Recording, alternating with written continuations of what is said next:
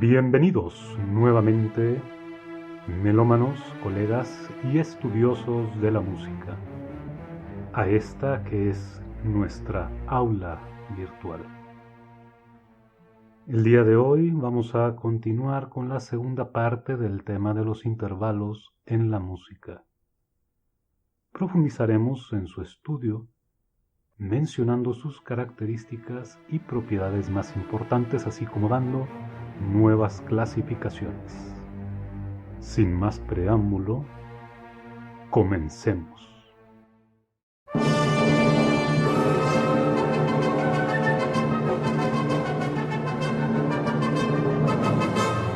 Esto es música maestra.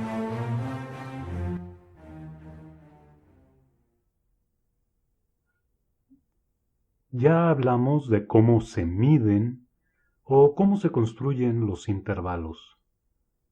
También especificamos el cómo nombrarlos con número y letra, atendiendo a sus elementos cualitativos y cuantitativos.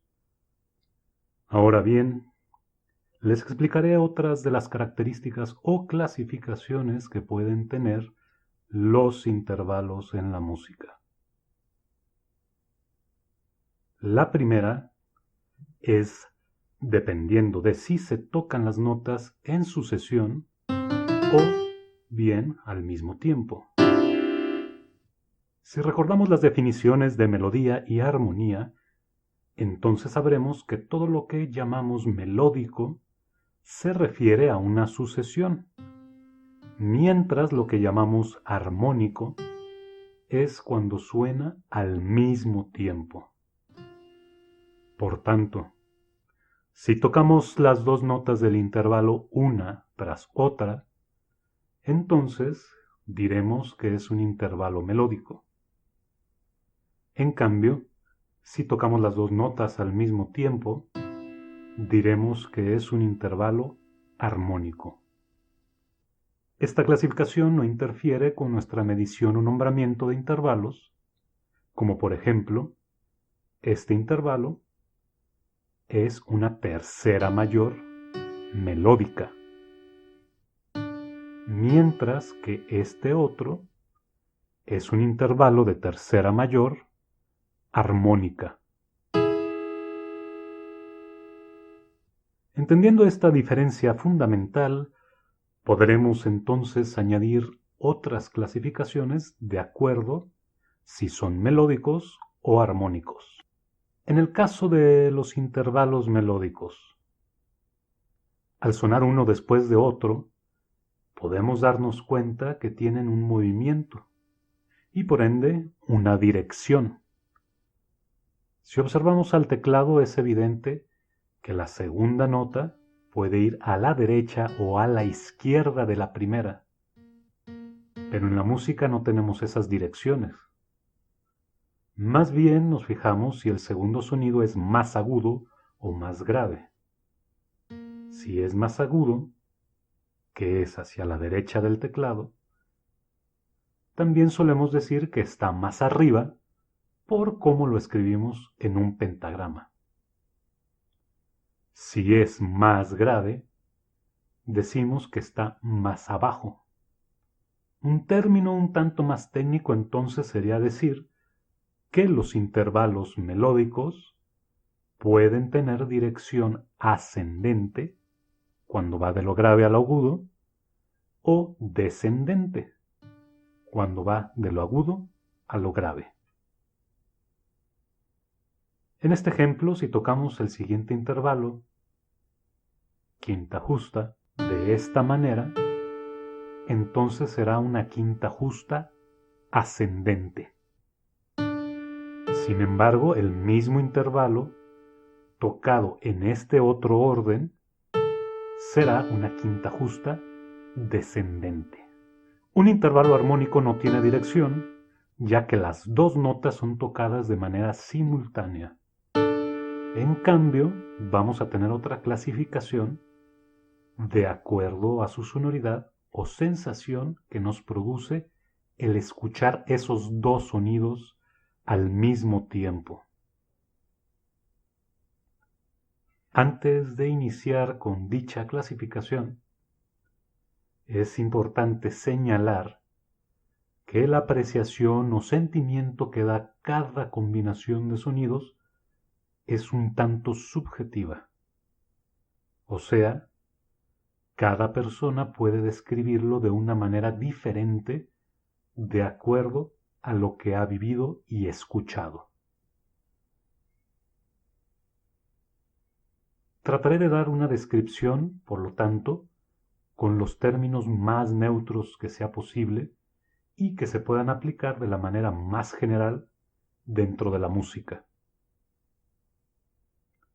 La música es un constante entre los dos estados opuestos de reposo y de tensión. El jugar con estos dos estados es lo que hace que nos vaya llevando por diferentes gamas de emociones. Vamos a asociar estos dos estados de reposo y tensión con estas sonoridades armónicas.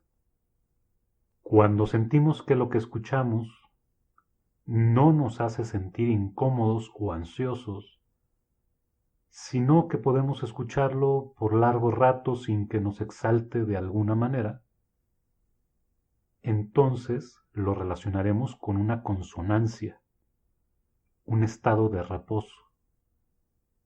En cambio, si nos produce esa sensación de intranquilidad, de que debemos de salir de ahí pronto dirigiéndonos a un lugar más tranquilo, entonces lo relacionaremos con una disonancia.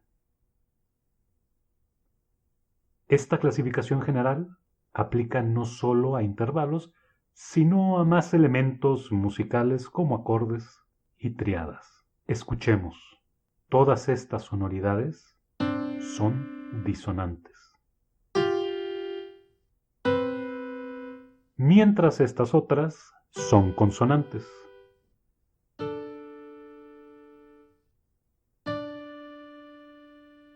Dentro de los intervalos armónicos, pues, tenemos consonancias y disonancias, pero inclusive entre ellos también hay diferencias. Vamos a clasificar dos tipos de consonancias, perfectas e imperfectas. Las consonancias perfectas son todas aquellas que nos dan sensación de estabilidad, algo concreto, completo. También puede sonar algo hueco, y todas ellas coinciden con los intervalos que son justos. El unísono, la octava, la cuarta y la quinta. ¿Recuerdan cómo de ellos no hay variante mayor y menor? Escuchemos los siguientes ejemplos.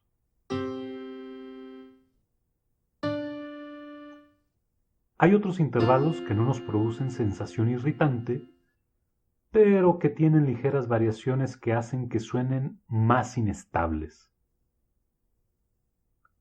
Estas son las consonancias imperfectas. Son las terceras y sextas, tanto mayores como menores. Escuchémoslas.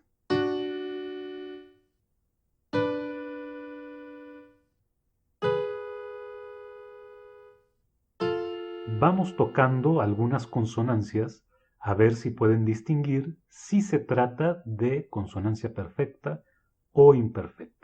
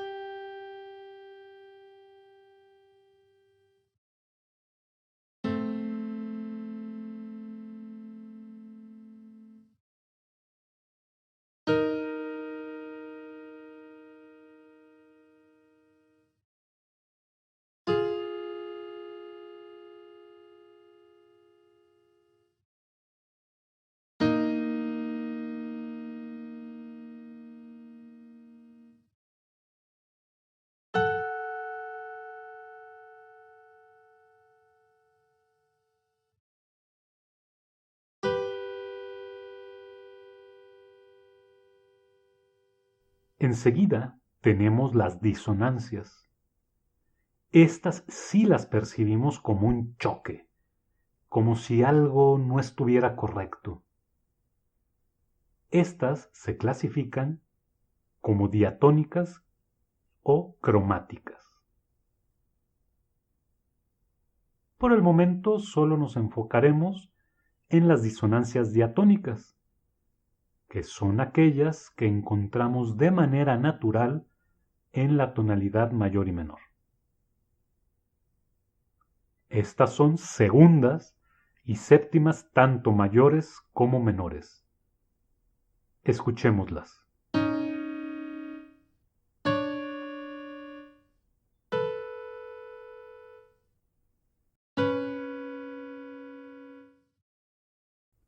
Esas fueron las clasificaciones básicas de los intervalos. Pero vamos a ver otras dos características que de seguro les van a ayudar a ser más hábiles a la hora de pensar estos intervalos. Existe un concepto llamado inversión de los intervalos o intervalos complementarios. Al estar ligados a las matemáticas, siempre nos vamos a encontrar con relaciones de este tipo en la música. Dos intervalos que se complementan para formar la octava son llamados intervalos complementarios. Por ejemplo, si tenemos una quinta a partir de re, será re-la. Necesitamos otro intervalo a partir de la para llegar al siguiente re y que se complete la octava. Por lo tanto, el intervalo sería desde la hasta re, o sea, una cuarta. Por lo tanto, la cuarta es el intervalo complementario de la quinta y viceversa. La quinta es el intervalo complementario de la cuarta. Juntos en sucesión forman una octava. Los intervalos complementarios quedarían de la siguiente forma: cuarta con quinta, tercera con sexta, segunda con séptima y unísono con octava. Pero, ¿de qué nos sirve conocer esto? ¿Se acuerdan que para saber qué tipo de tercera, quinta o cualquier intervalo teníamos que contar tonos y semitonos? Basta con aprenderse los primeros intervalos, puesto que los intervalos invertidos o intervalos complementarios van a tener la calidad contraria a su intervalo correspondiente. Por lo tanto, si un intervalo es mayor, su intervalo complementario se volverá menor. Si es menor, su intervalo complementario se volverá mayor. Si es aumentado, disminuido, y si es disminuido, aumentado. Mientras que los justos siguen siendo justos. Veamos un ejemplo. Si nos preguntan una séptima mayor a partir de mi bemol, será más fácil pensar el intervalo complementario. En este caso, el intervalo complementario de una séptima mayor va a ser una segunda menor, que solo tenemos que contar medio tono, a diferencia de la séptima mayor, que tendríamos que contar 5 tonos y medio. El cuidado que hay que tener es que el intervalo cambiaría la dirección. En vez de pensar la nota como una séptima mayor ascendente, pensaríamos en la nota como una segunda menor descendente.